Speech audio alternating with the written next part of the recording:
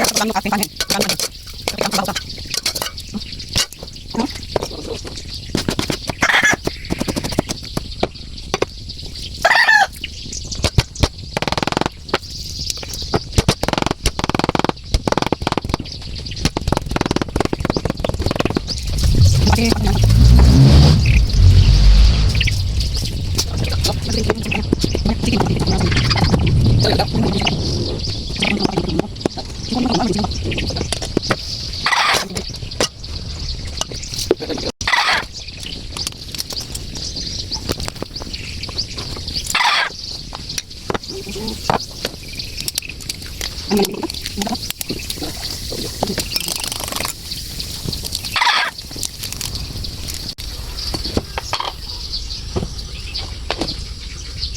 So mainit na ang aking mantika, ilalagay ko na mainit, so mainit na ang aking kawali, ilalagay ko na yung mantika. Mainit na yung mantika, ilalagay ko.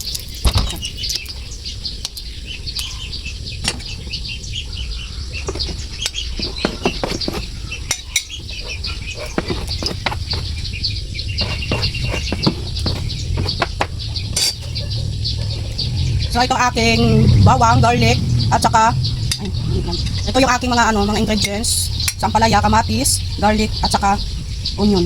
So ilalagay natin ang garlic. Onion. Kamatis. Saka ito yung sampalaya ko na slice.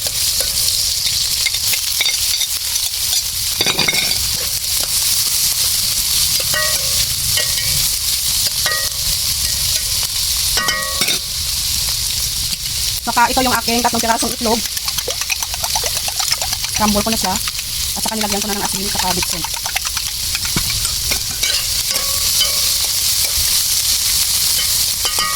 Ilalagay ko na siya.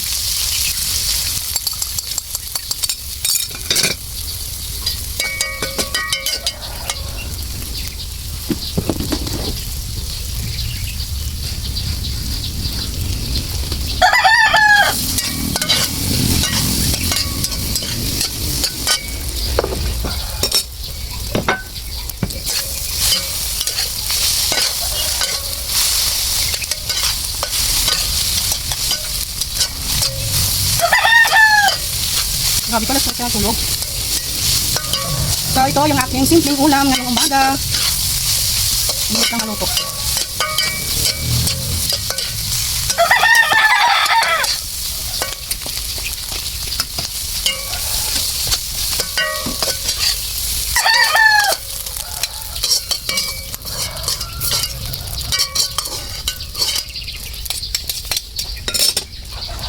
ang sunod ko na hindi ko naugasan kasi malinis naman yan. So isunod ko yung aking tuyo. So ang tuyo na 3 piraso. Ay salamat. Tumuto na.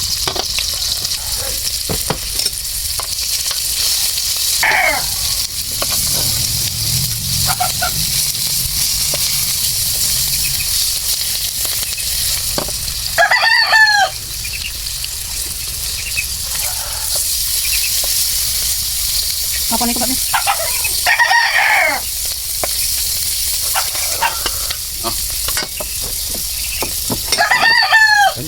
Ano lagi? Pakai na, pakai na. Ini.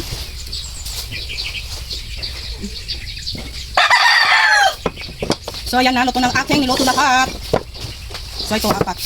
Ang palaya na may itlog, tuyo, tsaka halamang dagat, tsaka sinangag. So kakain na kami, ready na ang aming ulam ngayong umaga. Kain na.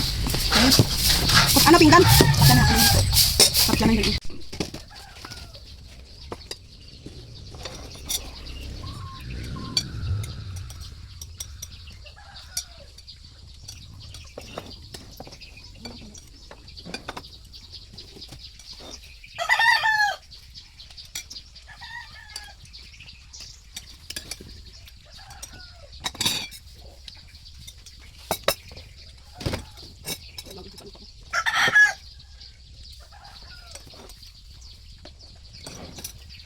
Ngayon makaon.